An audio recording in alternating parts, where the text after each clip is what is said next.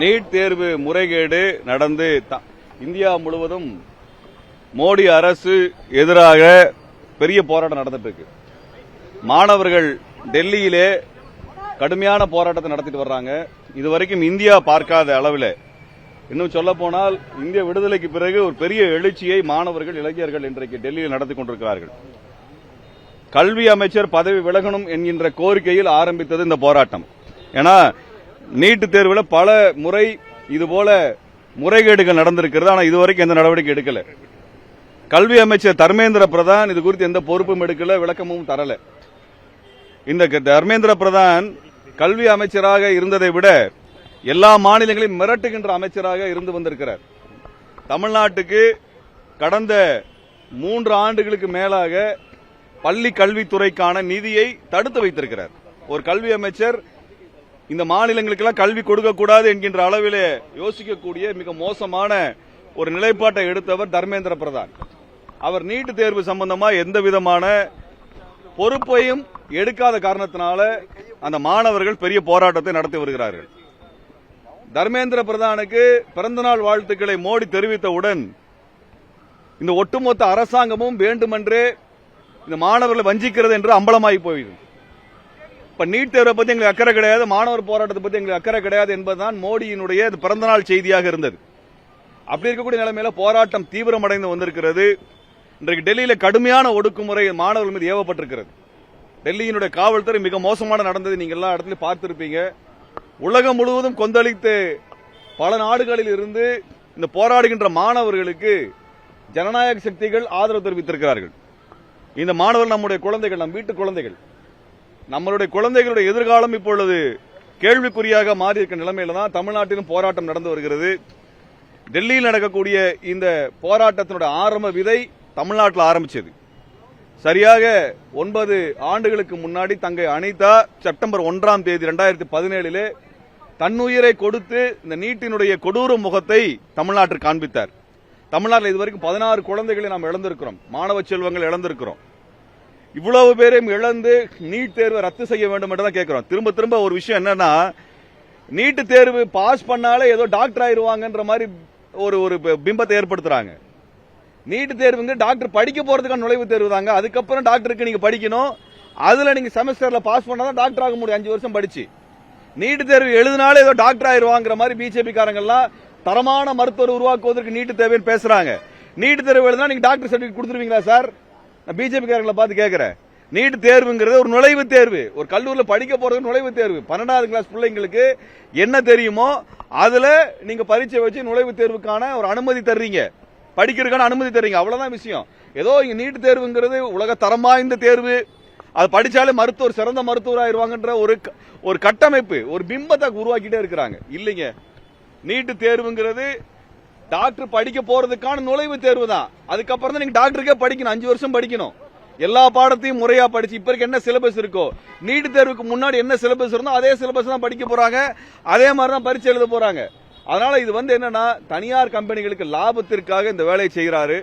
1 லட்சம் 1.5 லட்சம் கோடி ரூபாய் இந்த கோச்சிங் சென்டர் மட்டும் சம்பாதிக்கிறாங்க. நீங்க சென்னையில பாத்தீங்கன்னா 4 மாடி கட்டிடம் 6 மாடி கட்டிடமாக கோச்சிங் சென்டர் வைக்கிறாங்க. இந்த பணம் எல்லாம் எங்கிருந்து வருகிறது? உங்க வீட்டில இருந்து, எங்க வீட்டில இருந்து வரக்கூடிய மாணவர்கள் இந்த நீட்டுக்காக படிப்பதற்கு இவ்வளவு செலவு பண்ண வேண்டியிருக்கு. அப்ப இப்படிப்பட்ட இடத்துல தான் நீட்டு ரத்து செய்யணும்னு எல்லாருமே போராட்டம் நடத்துறோம். தமிழ்நாட்டில் போராட்டம் தீவிரம் அடைந்திருக்கிறது. தமிழ்நாட்டில் இந்த மாணவர்களுக்கு ஆதரவாகவும் இந்த நீட்டு தேர்வு ரத்து செய்ய வேண்டும். வட மாநிலத்தில் இருக்கக்கூடிய போராட்டத்தோட கூர்மையான போராட்டம் தமிழ்நாடு போராட்டம். தமிழ்நாட்டில் நீட்டு தேர்வே ரத்து செய்யுங்க நம்ம கேட்கிறோம். வெறும் கல்வி மந்திரி ராஜினாமா செஞ்சா மட்டும் பத்தாது. அங்க இருக்கக்கூடிய முறைகேடுகளை நீங்க நிவர்த்தி செஞ்சா பத்தாது. நேற்று கூட நரேந்திர மோடி என்ன சொல்லியிருக்காரு? நான் ஒரு விசாரணை கமிஷன் அறிவிக்கும் சொல்லியிருக்காரு. 1 மாசம் என்ன சார் பண்ணீங்க நரேந்திர மோடி சார்? 1 மாசமா இதே டெல்லியில இந்த மாணவர்கள், இளைஞர்கள், குழந்தைகள் போராடிட்டு இருக்கிறாங்களே, அன்னைக்கெல்லாம் வாயை திறக்கல. இன்னைக்கு நரேந்திர மோடிக்கு பயம் வந்துருச்சு, தனது ஆட்சி இருக்குமா இருக்காதான்னு. ஏன்னா இளம் தலைமுறை அஞ்சாமல், இவள் அடக்குமுறைக்கு அஞ்சாமல் வீதியில் இறங்கி அடிக்க ஆரம்பிச்சுட்டான். இந்த அரசாங்கம் வெளியே போன்னு சொல்ல ஆரம்பிச்சுட்டான். ஒவ்வொரு மாணவனுக்கு பின்னாடியும் பல குடும்பங்கள் இருக்கின்றன, அந்த உறவினர்கள் இருக்கிறார்கள். அத்தனை பேருடைய கருத்தும் இப்ப மாறிட்டு இருக்கு பிஜேபிக்கு எதிராக. அவ இதை கண்டு ஆட்டம் கண்டிருக்கிறது. கிளிபிடித்து போய் நரேந்திர மோடி நேற்றுக்கு அவரா இதுவரைக்கும் என்னைக்காவது ஏதாவது போராட்டத்துக்கு இப்படி எல்லாம் வீடியோ கொடுத்திருக்காரா? இப்படிதான் பேசியிருக்காரு அவரு? இதுவரைக்கும் பேசினது இல்ல. நேற்று நரேந்திர மோடி பேசுனதுக்கான காரணம் என்ன? அவர் டிமானிட்டைசேஷனுக்கு பேசினாரு, அதுக்கப்புறம் இப்பதான் வந்து பேசுறாரு. அவர் முகத்துல அவ்வளவு பீதி தெரியுது, அவ்வளவு பயம் தெரியுது.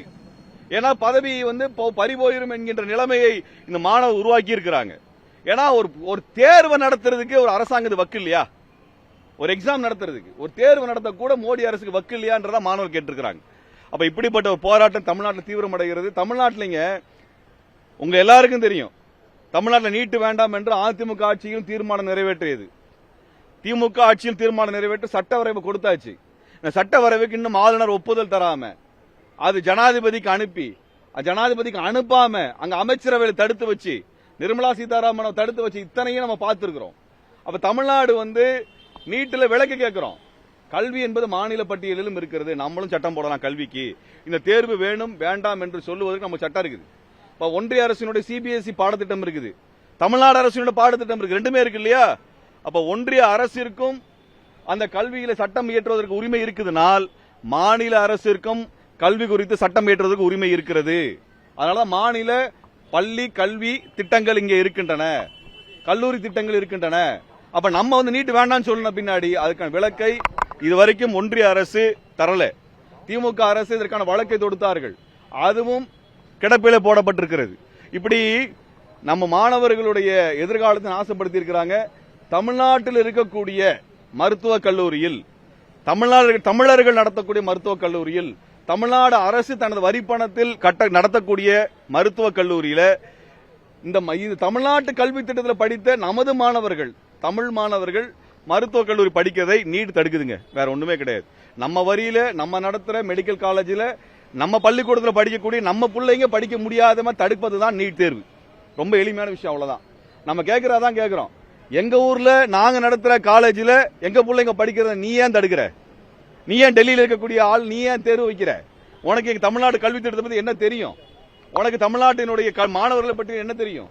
மிகச்சிறந்த தலை சிறந்த மருத்துவர்களை இதே தமிழ்நாடு இதே கல்வி திட்டத்தில் உருவாக்கி இருக்கிறது, இதே மருத்துவக் கல்லூரியில் உருவாக்கி இருக்கிறார்கள். உலக புகழ்பெற்ற மருத்துவர்கள் இங்கிருந்து வந்திருக்கிறார்கள். உலகத்திலே இன்றைக்கு மெடிக்கல் டூரிசத்துக்கு தமிழ்நாடு தான் இந்தியாவிலேயே முதன்மை இடமாக இருக்கிறது. உலகம் முழுக்க இங்கு சிகிச்சை பெறுவதற்கு வருகிறார்கள். இப்படிப்பட்ட இடத்துல இருக்கக்கூடிய நாம துணிஞ்சு சொல்றோம், நீட் தேர்வு எங்களுக்கு தேவையில்லை. நல்ல மருத்துவர்களை தமிழ்நாடு உருவாக்கி இருக்கிறது, எங்களுக்கு நீட்டு தேவையில்லை. நீட்டுங்கிறது ஒரு முறைகேடு. Need is a scam. Need is a scam. அது ஒரு ஊழல். நீட் என்பதே ஒரு ஊழல். அந்த ஊழல் தேவையில்லைன்னு சொல்ல ஒன்றிய அரசின் அலுவலகமாக இருக்கக்கூடிய சாஸ்திரி பவனுக்கு எதிராக நாம் முழக்கம் எழுப்புறோம், கண்டனத்தை தெரிவிக்கிறோம். இந்த அடக்குமுறை நிறுத்துன்னு சொல்றோம், நீட்டை ரத்து செய்யணும் சொல்றோம், மோடி பதவி விலகுன்னு சொல்றோம். அதுக்கு தான் இன்றைக்கு வந்திருக்கிறோம். தமிழ்நாட்டிலும் மாணவர்கள் போராடுறாங்க. இந்த எஸ்எஃப்ஐ டிஒய்எஃப்ஐ இளைஞர்கள் இவங்க எல்லாம் போராடுறாங்க. இது தவிர பிற அமைப்பை சார்ந்த ஒரு மாணவர்கள் போராடுறாங்க. அவங்க மேல காவல்துறை ஒடுக்குமுறை ஏவ வேண்டிய அவசியமே கிடையாது. தாவேக அரசு வந்து நாங்கள் நீட்டை ஆதரிக்கலன்னு சொல்லிட்டீங்க, கொள்கை முடிவு எடுத்துட்டீங்க. அப்புறம் என்ன பிரச்சனை சார் உங்களுக்கு?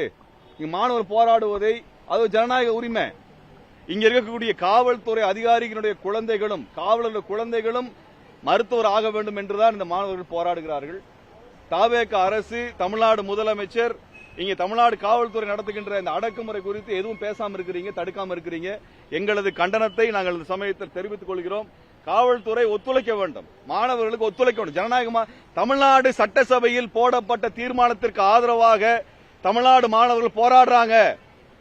தமிழ்நாடு சட்டசபையில் தீர்மானம் போட்டிருக்கிறோம், சட்ட வரைவு முன் வச்சிருக்கிறோம். அதுக்கு ஆதரவாக போராடக்கூடிய மாணவர்களை அடக்குவது சட்டவிரோதமானது என்று தாவேக அரசுக்கு தெரிவித்துக் கொள்ள விரும்புகிறோம். மே 14 செய்தி அதுதான். தமிழ்நாடு சட்டசபையில் தீர்மானம் போட்டிருக்கு சார், சட்ட வரைவு வச்சிருக்கீங்க, அதுக்கு ஆதரவாக தான் மாணவர்கள் இங்க போராடுறாங்க. அந்த மாணவர்களை நீங்கள் அடக்கி ஒடுக்குவது என்பது சட்டவிரோதமானது. தாவேக அரசு புரிந்து கொள்ள வேண்டும். ஆகவே உடனடியாக தாவேக அரசு மாணவர்கள் மீதான ஒடுக்குமுறை நிறுத்த வேண்டும் என்று நாங்கள் கோரிக்கை வைக்கிறோம். அது மட்டுமல்ல, கண்டனத்தை தெரிவிக்கிறோம். அது மட்டுமல்ல, சட்டசபையில் நிறைவேற்றப்பட்ட தீர்மானம் தயவு செஞ்சு எடுத்து வாசிங்க சார். இதே தமிழ்நாடு சட்டசபையில் தீர்மானம் நிறைவேற்றப்பட்டிருக்கு. அதிமுக காலத்திலும் பேசியிருக்கிறார்கள், திமுக காலத்திலும் பேசியிருக்கிறார்கள். நீங்கள் அதை எடுத்து பாருங்க, சட்டவரைவு எடுத்து பாருங்க. ஆளுநர் மாளிகையில் கடப்பில போட்டு இருக்குது, அதற்கும் எடுத்து நீங்கள் குரல் எழுப்ப வேண்டும். தமிழ்நாட்டுக்கு விலக்கு வாங்குவதற்கு பேச வேண்டிய பொறுப்பு தாவேக அரசுக்கு இருக்குது. அதை செய்யாமல் இருப்பதை நாங்கள் வன்மையாக கண்டிக்கிறோம்.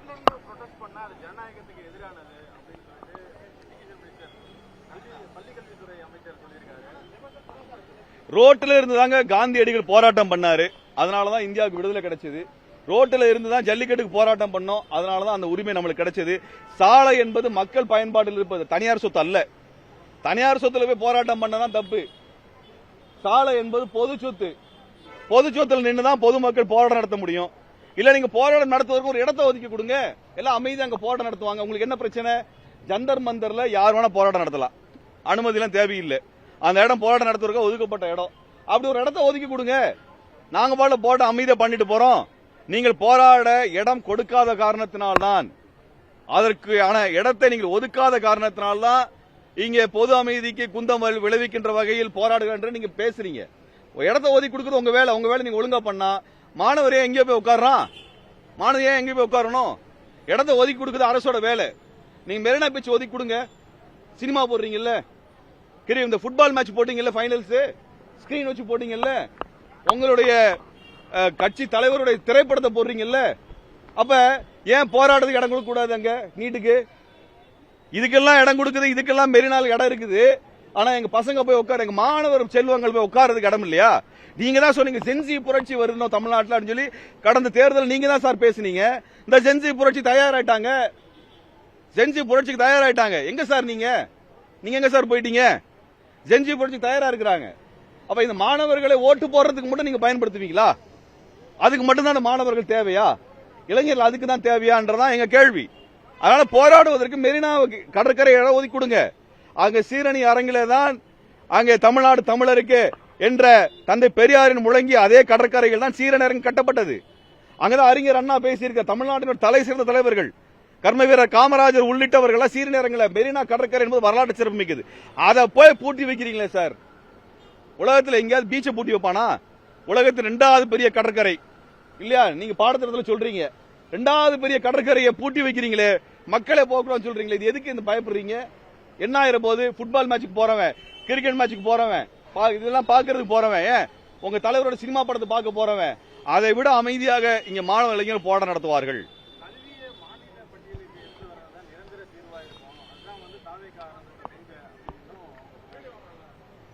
கல்வியை மாநில பட்டியலுக்கு கொண்டு வருவதுதான் தாவேக அரசு கொள்கை என்றால், அந்த கொள்கைக்காக தான் நீங்க மாணவர்கள் போராட்டம் நடத்துறாங்க. போராட்டத்தின் மூலமாகத்தான் இது சாத்தியப்படுத்தும். உங்களுக்கு எந்த எம்பியும் கிடையாது.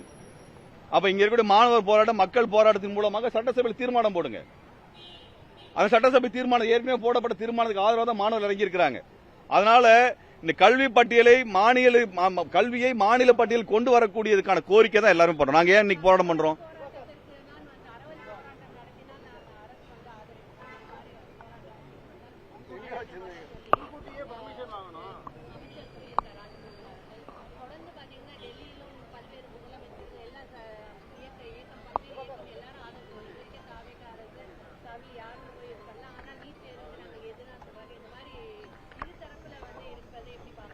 அதாவது என்னன்னாங்க, அறவழி போராட்டம்னா இதுதான் அறவழி போராட்டம். அமைதியாக கையில் எந்த ஆயுதமும் இல்லாமல் வர்றதான் அறவழி போராட்டம். கையில் எல்லாரும் இங்க துப்பாக்கில எடுத்துட்டு வரல, வேல்கம்பு கடப்பாறையெல்லாம் தூக்கிட்டு வரல. இதுதான் அறவழி போராட்டம், அமைதியான போராட்டம். யார் கையிலையும் எதுவும் கிடையாது. கையில ஒரே ஒரு அட்டை மட்டும் வச்சிருக்கிறோம், முளைக்காட்டை வச்சிருக்கிறோம்.